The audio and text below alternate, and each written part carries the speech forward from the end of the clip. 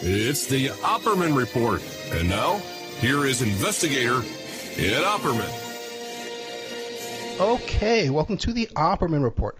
I'm your host, Private Investigator Ed Opperman. And you can find me at Opperman Investigations and Digital Forensic Consulting. Just if you email me at oppermaninvestigations@gmail.com. I know I say it all the time, but I'm really excited today. William C. Dear, the author of O.J. is Innocent and I Can Prove It. Now, Bill Dear, you can find him at BillDear.com, and you can email him directly at adear007 AOL.com. He's got coming up the 30-year anniversary of O.J. coming up, a documentary, and another documentary coming up on Discovery.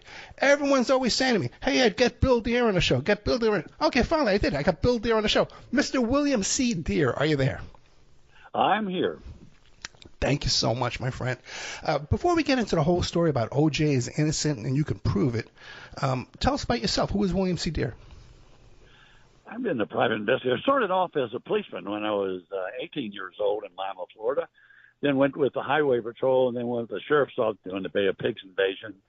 And I decided at that point I got tired of eating at the back door as a deputy sheriff. And so I wanted to go a little bit higher than that. So I moved to Dallas, Texas, worked for a company for about a year, and then formed my own company, and I've been doing it now for nearly 55 years.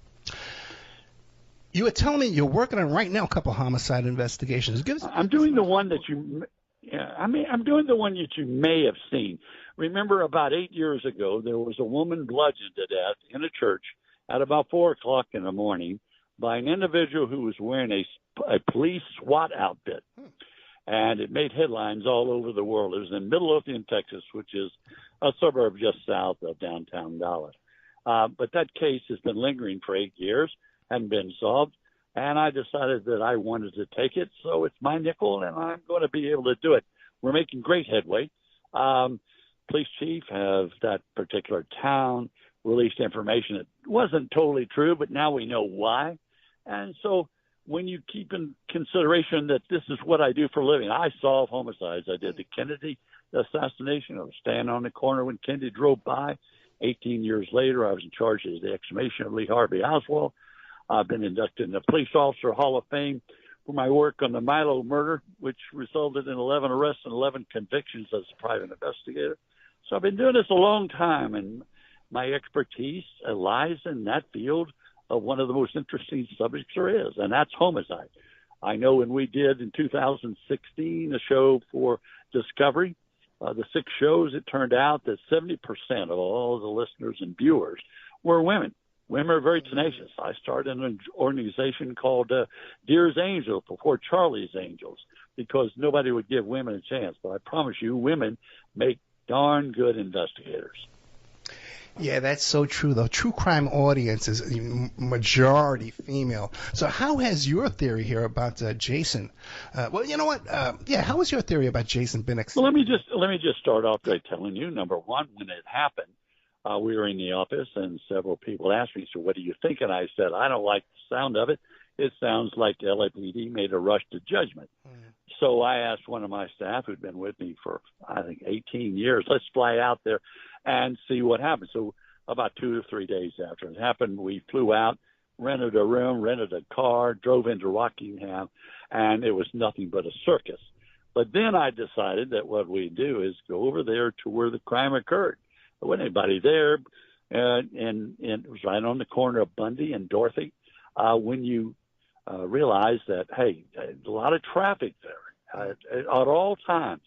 But to me, what I knew then and what I'd been seeing on television wasn't what I was watching at this point. So I put Chris Stewart on the corner, and I said, look, if I get arrested, call my attorney and bail me out. So I walked off of Bundy, down Dorothy, turned right in the alleyway, walked up to the back of where Nicole's residence was. There was some big, tall plants, about 6 or 8 feet tall, blocking the entrance from the back. I moved it, climbed over the back gate, walked that walkway, and ended up being at the front door after quite some time as far as a walk, and realizing that the killer had to come in from the back, had to walk the same walkway that I was walking. And when he got to the front door, then the picture window was to the right, and I knew that Nicole Brown Simpson had to have known exactly who it was. And then I thought, okay, if she knew who it was, why did she open the door to a stranger? Well, I knew then at that point it was no stranger. So now 30 years later, I'm able to put it all together. I will tell your listeners this. There's no doubt in my mind that O.J. Simpson was at the crime scene on Dorothy and Bundy. But it was after the murders. And I can tell you that I also have an eyewitness, a private investigator such as yourself, who was on a surveillance in the alleyway across from Dorothy, who watched a vehicle pull in, a Bronco. It turned to the right off of Bundy onto Dorothy. When it did, it turned off its lights. It then made a slight turn to the right and entered the alley. The detective or investigator could see the two people in the car, and he pulled up a pair of binoculars and recognized that the driver was O.J. Simpson. They pulled up behind Nicole's bungalow and stayed there, engine running, lights off for approximately 10 minutes. He opens the door, referring to O.J., out of the driver's side, comes around the back, and begins to put on a pair of gloves. The passenger then climbs from the right side over the console, now behind the steering wheel of the Bronco is still running, while O.J. puts on the gloves and enters from the rear. And about 10 minutes later, O.J. comes back out. This time he's not wearing his clothes. He's wearing only a pair of boxer shorts. In his right hand, he had nothing, but in the left hand, he had a bundle. It was the bundle of clothes that he had apparently been wearing when he entered the complex of Nicole's residence. He opened the door with his right hand, slid inside, and as a result of that, these clothes, which I'm sure were bloody at the time, had some blood that was left onto the console. Marcia Clark, next day or so, claimed the Bronco was full of blood. I promise you and your listeners, it was not full of blood. There was enough blood in that Bronco on the console to fit on my thumbnail, but no blood on the brake and no blood on the accelerator, and no one's going to tell me that you can commit a murder from a man who knows karate, and you fight with Ron Goldman and instill 27 stab wounds, and you don't have any blood on your shoes or blood on your clothes that's transferred onto the driver's seat or to the brake or to the accelerator. Yeah, and I'll let you ask me a question from there. Yeah, that throws out the footprints evidence. Yeah, the PI, was he associated with Anthony Policano? No. He was just a private. He'd been about 15, 20 years in the business. The reason he didn't come forward right away is that he thought it was a drug thing going bad. But as a result of that, and he wasn't paid to leave that assignment, he was on another assignment. So he waited a number of years, and then finally when it came out that I was involved, he calls me and we sit down and talk. Since that time, we've given him 2 polygraph tests by the best in the country, and he's passed them both as to his validity and the fact that he knows what he's talking about. Now, with all that in mind, you've got to keep in this consideration that if O.J. was at the crime scene, but after it happened, who was the one in the passenger seat? Well, it turns out that the passenger was Jason Lamar Simpson's, O.J.'s oldest son. Well, it never came out during the early part of the investigation that his son, who was 25, 5'11", 235, on probation, by the way, for assaulting his previous employer with a knife. Now, that should have been a red flag immediately to the police department. It's 101. But they didn't do that. They made a rush to judgment, and they arrested O.J. thinking O.J. did it, which I promise you he did not do it, but he's protecting his son and has been for many, many years. As you know, O.J. passed away a week or so ago. I was going to be meeting with him, but I did not realize with the prostate cancer that he had, it was that serious.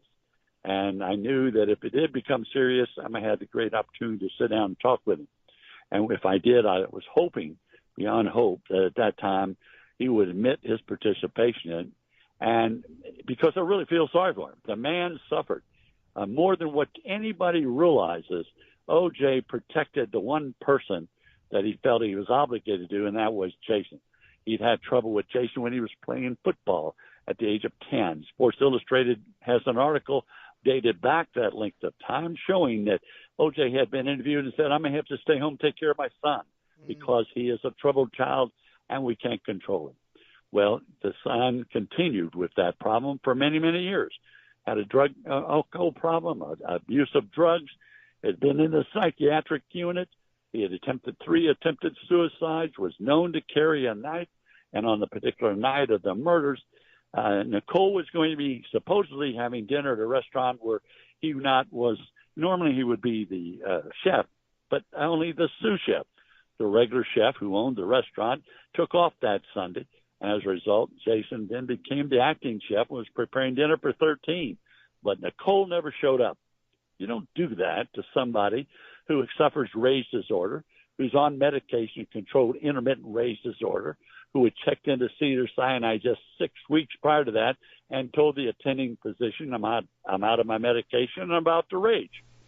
And that right there, if the police department had done their job in the first place, this thing would not have lasted 30 years. I've been involved in it 30 years only because of the fact I did my best to see if O.J. would come forward, but he didn't. But I can tell you now, even though he's passed away, I have every intention of taking all the evidence I have, and I promise you I have a great deal of evidence, and I'm going to take it before the grand jury, and hopefully we'll get an indictment. And I want the reputation that O.J. had back. That's the same thing that after he was found not guilty, he ended up in Las Vegas. And what happened there? He ends up getting arrested for an armed robbery, which was so phony. And I say that as a person who's been in this business for years. 4 judges and I sat down. We knew that he was being played at this particular time. He was at a wedding. He got a call from this individual who had set up this meeting with 2 memorabilia dealers and called O.J. and told him, said, O.J., they're trying to sell your memorabilia. He said, I don't give a damn. I'm not going to come over there. The man called him back. We know who he is, 4-time convicted felon. He's well known in the industry. So he had placed recording devices on top of this small room that contained 1 bed, but it had good recording system and recorded the entire conversation. He calls O.J. and said, O.J., now they're selling your mother's stuff.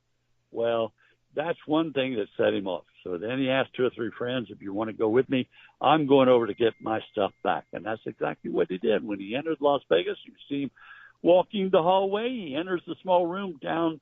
There was a cheap room of that particular hotel.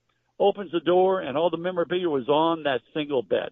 The 2 memorabilia dealers had been from L.A., and this guy had brought them over with the understanding that he was going to buy all this stuff. O.J. gathered the stuff up, and they admitted later it was his stuff, but yet 90% of it was. And so he gathered it, and the people that were with him left. They didn't pull a gun. One of the guys had a permit for a gun, and that's a crock that if anybody says that O.J. pulled a gun, that's a bunch of nonsense. They left.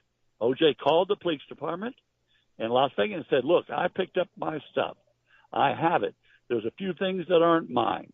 If you want to come get it, fine. If not, you want to tell them to come get it, I'll be glad to give it back. But instead, it was a setup. And the next thing you know, poor O.J. gets arrested again, and this time for a so-called armed robbery. And next spends 9 years in prison for something that son of a gun didn't do. Yeah, I was in Vegas for that, and some of his co-defendants, like you said, they were armed, and they even had better defenses than O.J. did. They all got better dispositions in their cases, every single one of them. That's a whole nother story, a whole nother show for us, my friend. Back to the PI though, real quick. So you have a sworn statement from him. You have like a video deposition from him. What do you have? I have both. I have both video and I have it written. But you're talking about the investigator. Yeah, the witness, yeah. Yeah, certainly. Yeah, we have him on tape, on film. I will share this with you. Yeah. About 10 years ago, I did a short film, and it aired in Santa Monica. And it was my short investigation on the case and bringing it current. And when it was a full house at the theater, so when it came out, there was a lady waiting who had been sitting in the back of the theater, came out and told my assistant, he said, she wants to talk to you. And I said, okay. So when I got through with several other people, we spoke. We took pictures of her. We can prove everything we said. And she said, quote, Mr. Deere, I promise you, my brother was Robert Kardashian, whom you know. I was his sister. Before he died, he made me promise that if I ever saw you and make every attempt to do so, tell you that you got it right. O.J. did not commit the murders. Jason did. Now, you can't get it better than that. Now you've been in the public eye on this case for 30 years. Have you ever talked to Jason or O.J.?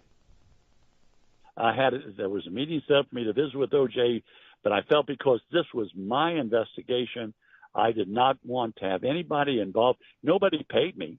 It was my money. I've done very well in this business. I work some of the top murder and kidnappings around the world, and then I do cases sometimes for $10 for children that have been kidnapped.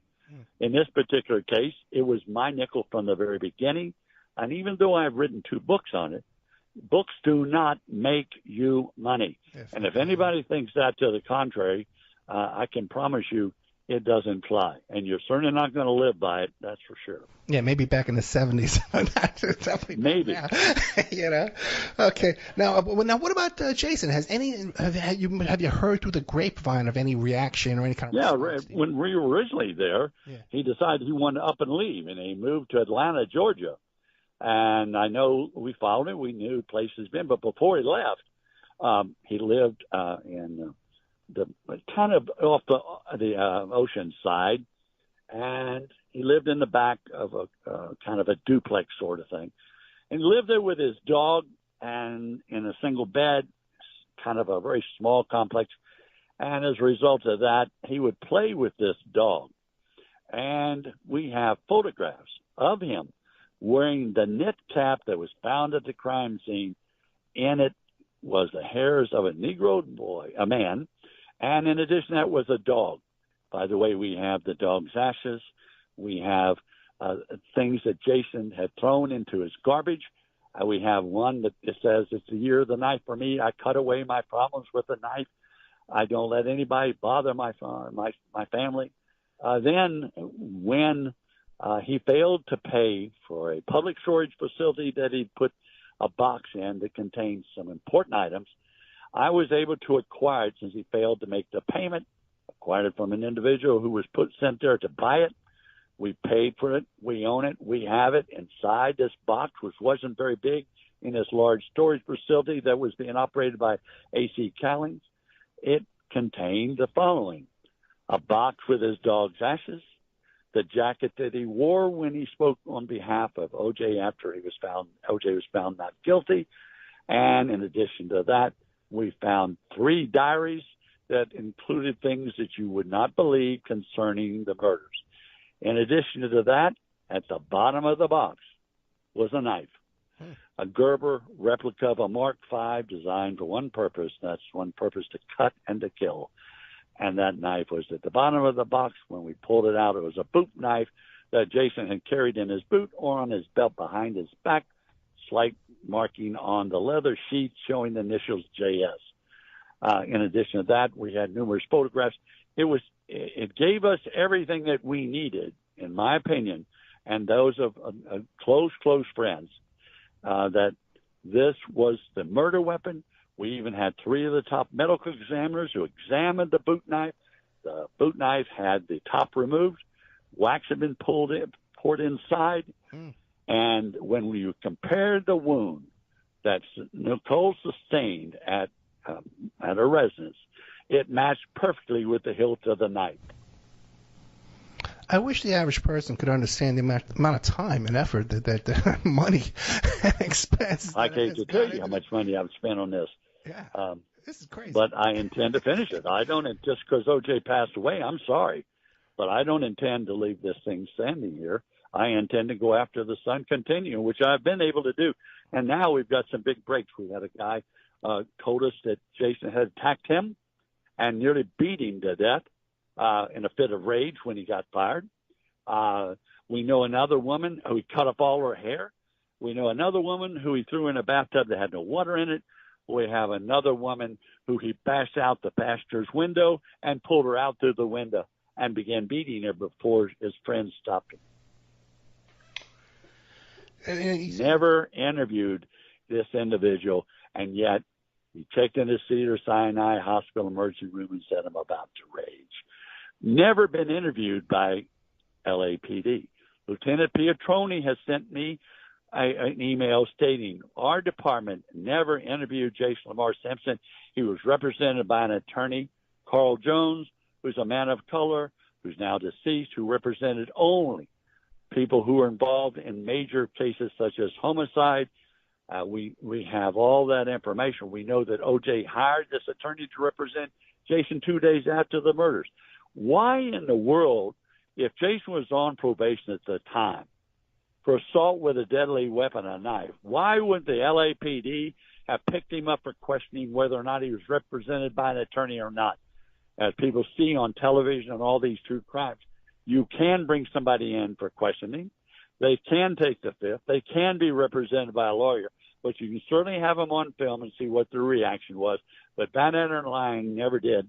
The same with the socks found at the foot of the bed.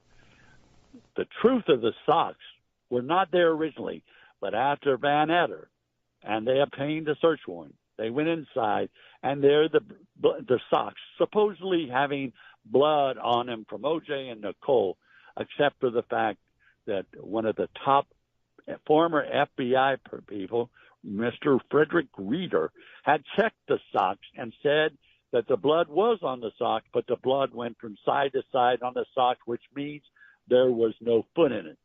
He also admitted to me that the blood came from a vial of blood. We know that when O.J. was taken down, Thana Prytis, registered nurse of 37 years, drew 8 cc's of blood in a vial that contained EDTA. He shook it. Lang and Van Etter asked for it. It was given to Van Etter. Normally, that's not protocol. Van Etter put it in his left pocket. Later that afternoon, he turned it back over to Dennis Fung, but that time it only had 6.5.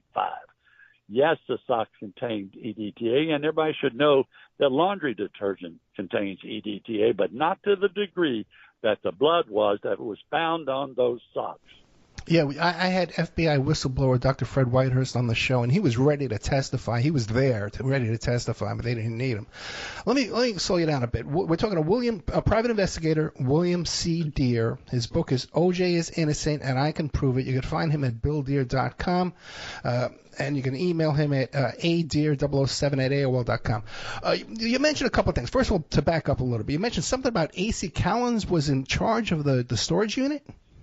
Public storage, that particular unit facility at that point, when Jason placed those items that we know came after the murders into the storage facility, A.C. Callens was, in fact, and by the way, I happen to like A.C. Callens, was the manager of the facility. Really? If you will go on to where public storage makes a lot of money out in L.A. and across the country, as people know, when you don't pay the rent, they put it up for sale.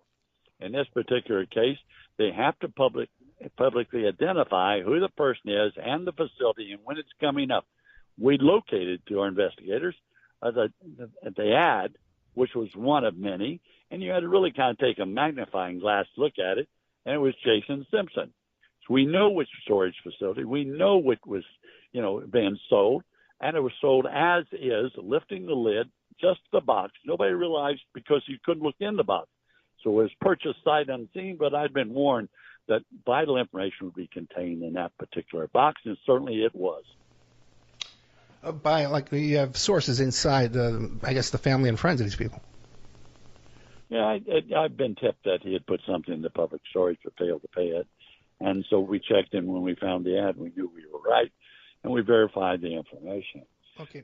So it's all, everything that, people, I get emails from people who irate that I believe O.J.'s innocent. Yeah. I've never met him, never been paid by him, don't know him that well as a personal friend.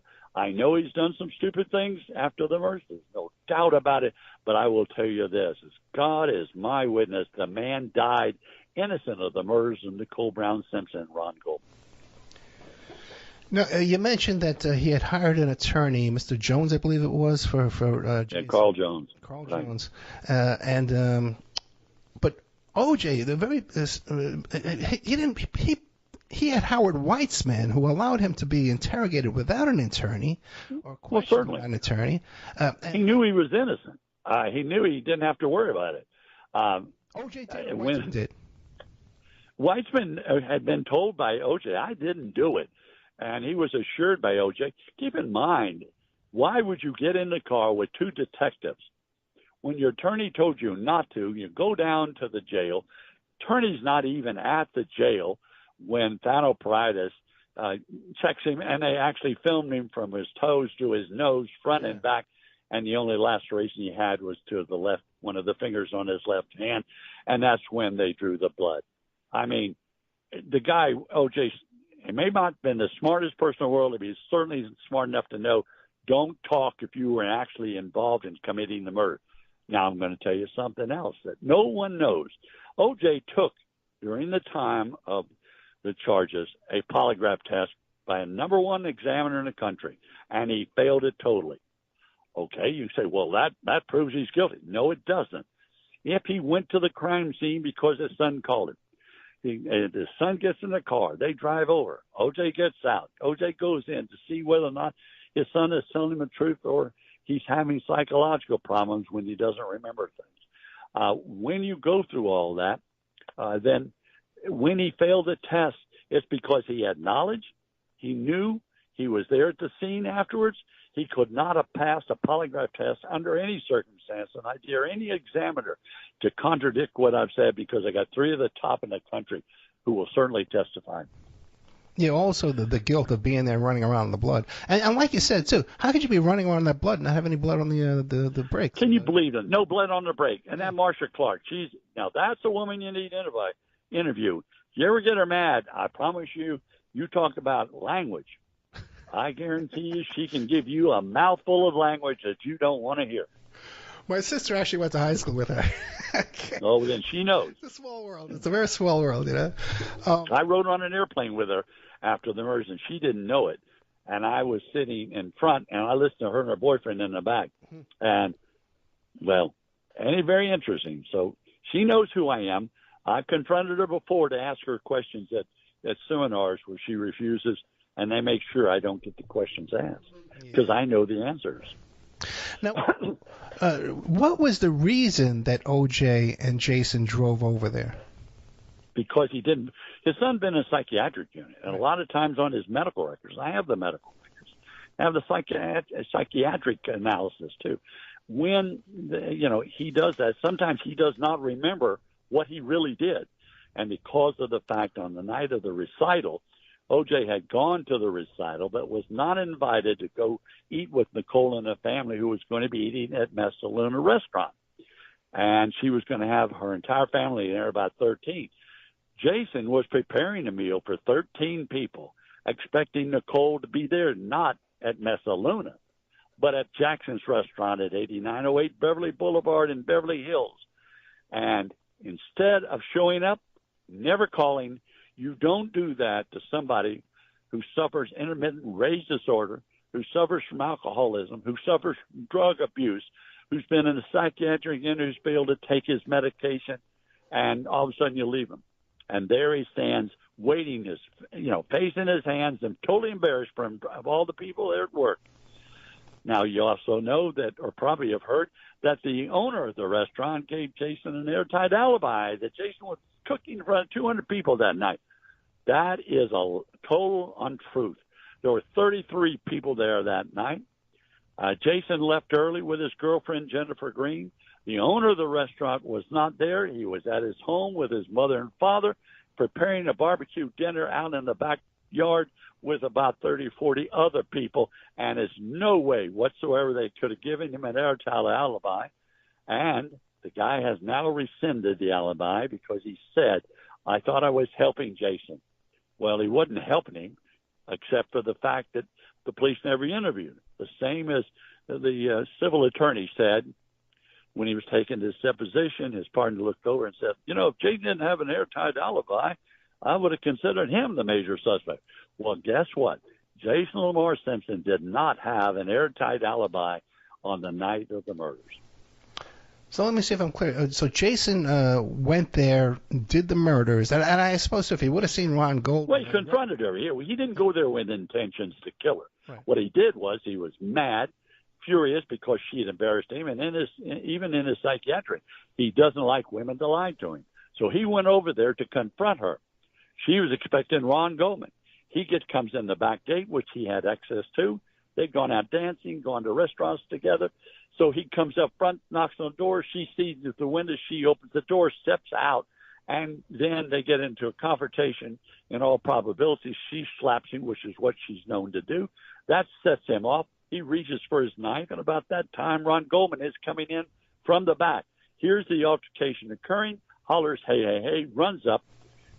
Ron Goldman did not have a knife to protect himself, but he knew karate, and that's when the fight ensued.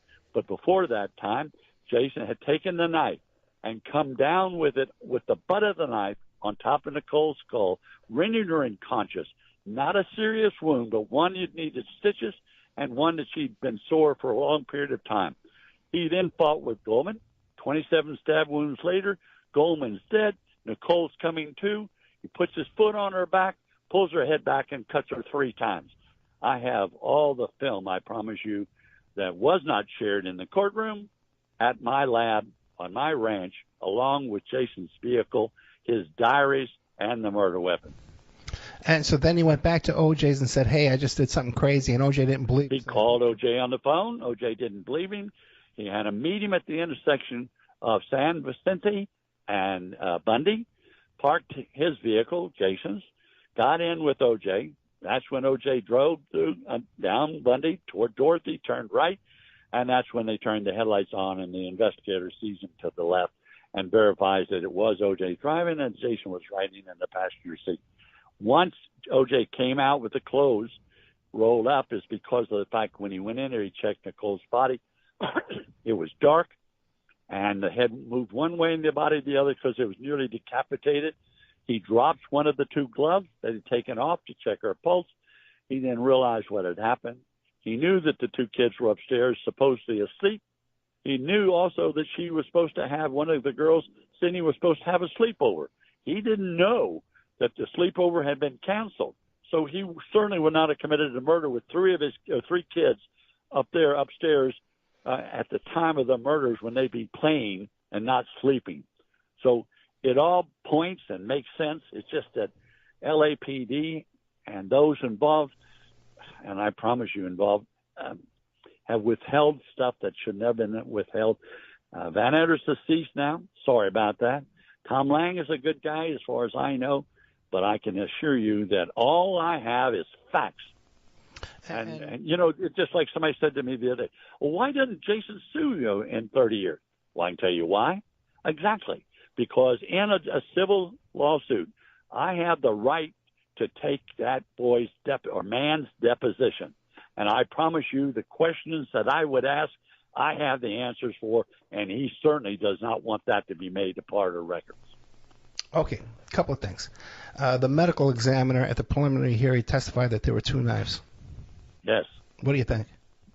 Well, I have the knife that committed the murder. One is a double-bladed knife. It could have been, they said, one knife. Could have been a double-bladed knife, 2 knives. It was a double-bladed knife, and that's what we found in the bottom of the bottle. I'm just going by memory from my interviews with T.H. Johnson, that the Emmy, and I saw the video in his movie, that the Emmy said that there was one knife was a double-sided, and the other one was just one-sided. Oh, they're full of hot air. You don't think so? It was one knife, one person perpetrator, and a double-bladed knife that had been cut or sharpened on both sides at different types, which might give you the indication that there were 2 knives. I don't think they ever said there were 2 knives. They said the possibility of 2 knives or a knife that was a double-bladed knife, razor sharp on both sides. Yeah, that actual video is in the film Serpents Rising. If anybody I don't care what's in that video. I know. I'm talking to the audience. I'm trying to. Oh, okay. An audience too, Bill. We're talking to private investigator William C. Deere. The book is O.J. is Innocent, and I Can Prove It. You could find him at BillDeere.com. Now, what about any injuries to Jason the next day? Did he must have, if he did all the fighting, he must have been covered too, right? Well, again, being the sous chef, he preps meat. So he went back with his vehicle, the Jeep that we have now in our possession, took off the bloody clothes, put him in the hamper, and the laundry comes on Monday. Now he's been given an airtight alibi by Alan Ladd Jackson, the guy who owns. But again, here's the kicker. There was a silent partner in Jackson's. That partner furnished to me the time card for the night in question. And the time card had been altered. I have that time card. You have the original. I have a copy of the original. Copy. Yes. Gotcha. Okay. So now, if you got all this, man, are you talking to the prosecutor's office and the DA's office? They don't listen. They're not going to be made. They already have been made a fool of. They've spent millions and millions of dollars. They don't want to. They hope that I'll pass away. Guess what? I'm not going to anytime soon. They hope I'll go away, but I'm not going away. I'm kind of like their thorn in their side. The truth is the truth, and I want justice. And the wrong man was tried in that courtroom. The right man is still walking free, and in fact should be tried. And let the jury decide his innocence or guilt based on the evidence. Now, Furman, you believe Furman planted that glove? No, absolutely not. Really? No. That glove came from O.J. when he came in the back way. Took one of the gloves off, and when he was shocked, he dropped it. Now, when he came back, he still had the one glove. So he climbs over the back gate where the bungalow are, where Cato Kalin and his, Arnell resided. And when he jumped over that gate, they claimed it was a 6-foot fence. It wasn't. It was a 4-foot with prongs. That's how he cut his hand. When he climbed and jumped over real quick because Alan Parks is waiting for him up front and waiting to take him to the airport, he lost his balance and hit the back of the bungalow, which is what Cato Kalin heard when he was on the telephone. Cato then went around out back, and because it's dark, you wouldn't have seen the glove. The glove was there, lying there, so when they searched the premises later, they found the bloody glove. Isn't the timing, though, of Furman's of the picture of Furman pointing to the glove, isn't the timing of that off? Like he claimed he had not been there yet. This is obscure stuff. I know. I don't know. Okay. I'm sorry. I'm lost on what you said on that. But there's no doubt that O.J. climbed over that fence, cut his knee, dropped the glove, made his way because you got to remember, Alan Parks is waiting to take him to the airport. And so all this that I'm giving your audience is fact. It's not hearsay. It's not what I've made up for no reason whatsoever. It's totally fact. Now, you can ask me any other questions that you think your audience might. The knife you have in your possession, what kind of testing has been done to that knife? And who did it? Who tested it, and they also turned it into 3 medical examiners who said in all probability, and we have them on film, this is the knife used in the murders of Nicole and Goldman. What do you make of all these stories you hear about Joey Ippolito and the organized crime and drug dealing, all that kind of stuff? What do you make of that stuff? I don't know. Have they ever found Joey Ippolito? I don't know. Supposedly he disappeared. So they said that he was a knee breaker. Yeah. I mean, A.C. Callings was a knee breaker for Joey Ippolito, which to the audience means you go out and collect money that's owed to them. He disappeared. I don't know for sure. You can probably hit your computer and find out if he's ever surfaced or not. So let's think here. Huh? I said, let's think. What about all this stuff that just recently came out? All this stuff about Charlie, that's the biggest farce in the world. That guy tried to sell me that story for the last 10 years. Wait, who came to you with that story? A guy named the guy that wrote the damn thing. Excuse me, the guy that wrote the thing. Yeah. And they wanted me on a show the other day. Him and what's a friend, who used to be a friend of OJ's, who did a lot of interview tapes with with OJ. And I refuse to do so. I don't intend to. I don't buy the story. I've checked it thoroughly. I have no credibility whatsoever. It seems to be like a strange little red herring, like thrown into the mix, right? Well, it's somebody trying to sell something. I was first offered the thing. I think they offered it to me for $50,000. Then over the period of time, they lowered to $5,000, or then we do a joint venture. I thought it was ridiculous. I still think it's ridiculous, and don't care if the person knows. So what's Jason doing these days? He's back and moved from St. Cecilia restaurant in Atlanta. He's now back at his original restaurant in L.A. He's now married, has no children. He is still a sous chef and sometimes a chef. And what would be his relationship with his brothers and sisters right now if he killed their mother? Very little, I would imagine. You didn't see Jason being appointed as one of the executors. You saw Justin being appointed. Justin was a very successful real estate agent in Florida, moved back up to Las Vegas to be with his dad while he was ill. And what about on O.J.'s deathbed? Did Jason come down there? I've been told he did, and then I've been told he didn't. I will find out pretty soon. I don't know. And you hear these stories about O.J. had everybody sign NDAs, had them leave the phones What do you make of all that?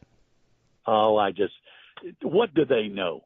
I mean, do they know what I know? Absolutely not. They were young kids. No, I know that, but O.J. must have known something. You think he made a deathbed? Well, certainly he did. He could have said, "Look, I didn't do it, and I've said it all along, and I'm saying it again on my deathbed." But I don't know. I wasn't present. I do know he lived in a gated community. I know he played golf all the time. I know he had a lot of people that came to visit with him in Las Vegas. And so he lived out his life, sadly, after suffering 9 years in prison. Again, innocent on this one as well as the murders of Nicole. There's a lot of other things I could share with you, but right now I've kept some of these things close to my chest, and we want to keep it that way. Well, for right now, anyway. You can whisper it to me. Yeah. Well, a lot of people bring out. I received 2 calls last week from people who have this great theory. It is so. I can only tell you, I don't know what their goal is other than 15 minutes of fame. They're certainly not going to get it from me. What about Jeffrey Fielding guarding the Jews? The prison guard. What do you make of that? Oh, I'm not going to even go there. Really? I promise you I don't. Okay. Yeah, no. I wish no, I just rather not. Do I think he plays any important part? Not particularly, no. I remember when, and you do if you were in Vegas, that he bonded and had to be rebonded. So people hear a lot of stuff and hear a lot of things. There are certain people who do know, and I know their names. And again, both of the ones that I know are elderly, but I have talked to them, and I have that. Just like I promised that individual, Ms. Kardashian, I would not use her information. I did not use it in 2016 when we did the 6-part series. I gave her my word, but she passed away 2 years ago, and now that information is free for me to use. And who's that? The lady who told me that her brother told her that O.J. did not commit the murder and that his son Jason did, and that I was certainly right in the book that I wrote. And what about Bill Waz? That whole story about Bill Waz, he was hired to follow around. What do you think of that one? Oh God! Another one of those 15 minutes of fame. Yeah. Okay. Have no comment. We could go on this for about 3 hours and still keep talking. Minutes left. We can't go 3 hours. I don't have a 3-hour show anymore. Okay, got a 1-hour show now, 51 minutes. And we only got about 5 minutes left. Well, what would you like to leave with us in the last 5 minutes? I think I really pretty well covered it. Do I believe that O.J.'s innocent? You bet I do. Do I feel I have the sufficient evidence to cover that, making those kind of statements? I certainly do. Do I think the LAPD will do anything about it? No.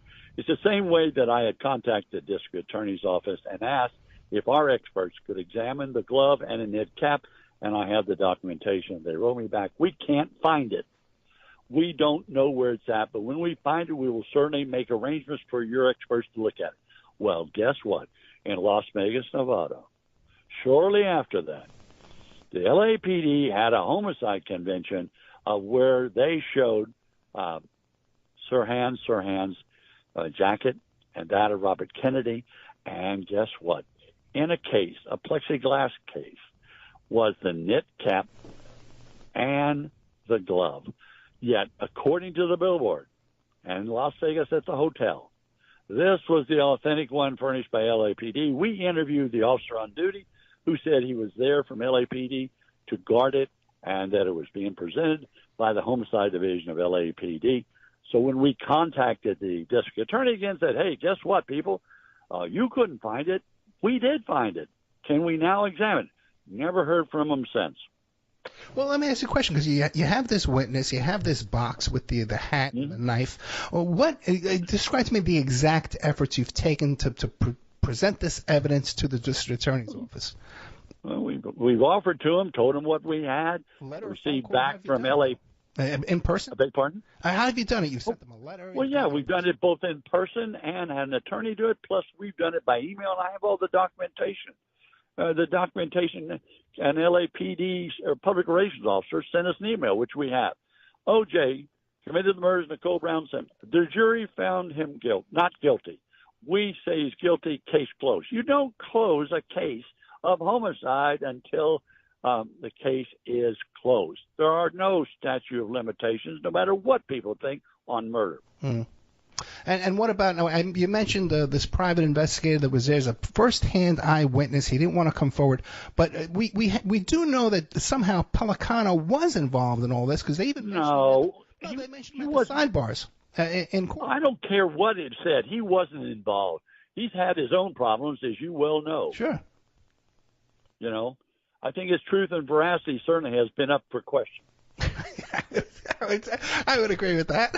Okay. When you're finding out C4 and is safe, I think there's a problem, right? Okay. All right. I think that speaks for itself. Yeah, I hear you. Whatever. So don't get upset with me, Bill. So what do we? No, I'm not. I'm just saying that. And you're interviewing me, and I get upset when I find that there's certain people who think that they know things they don't know and want people to think they do know it. Gotcha. That's a play on words, but anyway. I've been doing this too long. I know. How old are you? I'm not telling. No, I'm kidding. You want to know? Yeah. Let's guess at it. I've been doing this for nearly 60 years. So how old are you? Yeah, I did the Bay of Pigs invasion, So I can promise you that, and I did the Kennedy assassination. Yeah. And that's a good story in itself, too. So I'd like to have you come back and talk about that. But let me ask you this. So then 30 years ago, how old were you when you're hopping Well, I can tell you how old I am now, okay? I'm 86 years old. 86? That's not so bad. So then you would have... No. I plan on being around a lot longer. So then you were 56 when you were hopping over that wall, right?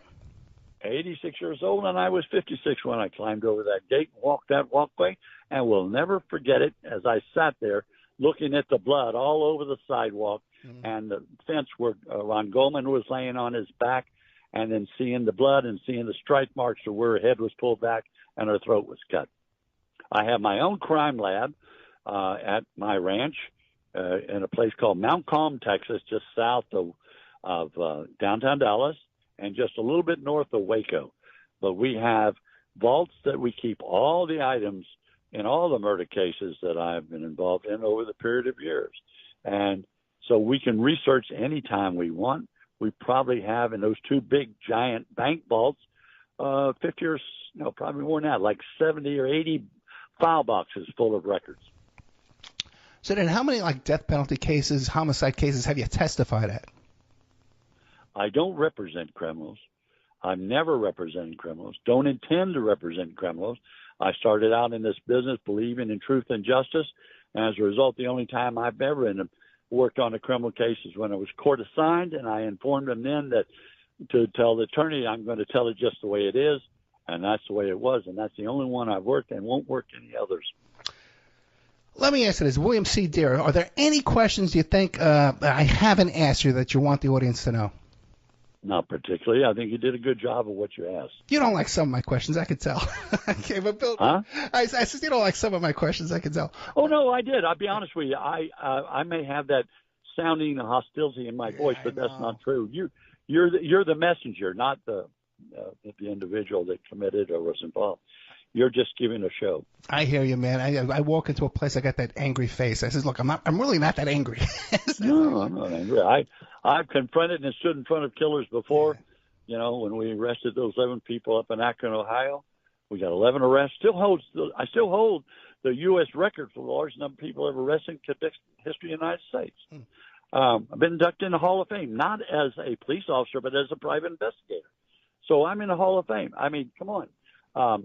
Could I have made a lot of money defending people? You bet. Yeah. I didn't do that then, and I never intend to do that now. The day I do that, I'll hang it up. Only got a couple of minutes left. What can we find in this 30-year anniversary of the O.J. case we're going to see in October? Probably similar to what you've heard today, and maybe a little bit more, and a few surprises on top of that. And right now, like I said, I'm working on this murder case in Midlothian, Texas, that made headlines all over the world, and I'm hoping to bring that to fruition. It's been hiding there for 8 years, and so as a result of that, I decided let's solve this case. And that's exactly what I'm going to do. And with the death of O.J., do you think maybe the inner circle around O.J. must be aware of Jason? Do you think it would be more likely now that someone would come forward with some insight? No, I don't think so. I think when O.J. probably made them promise never to say anything, and I wouldn't doubt that. He never said it on his deathbed. He didn't say it in the 30 years. I will tell you this, when he was on the 9 years that he served in prison, then they brought him to Vegas during a hearing. If you'll look on the records, you'll see that I was honored in a way to sit behind him. Oh, really? During that hearing, you'll see O.J. there, and you'll see me sitting right. First day, I was sitting off to the side. The second day, they made it available so I could sit behind him. He knew I was there. I can't tell you how he knew, but he knew I was there. And I felt sorry for him then, feel sorry for him now. He's gone to a much, much better place. William C. Dear, the book is called O.J. is Innocent, and I Can Prove It. You can get the Kindle version, still available. If you want to get a hard copy, it's like a collector's item. You can find him at BillDear.com, and if you want to email him, it's adear007 at AOL.com. Mr. Dear, thank you so much. My pleasure, and good luck to you. Continued success. Thank you, sir. Good night.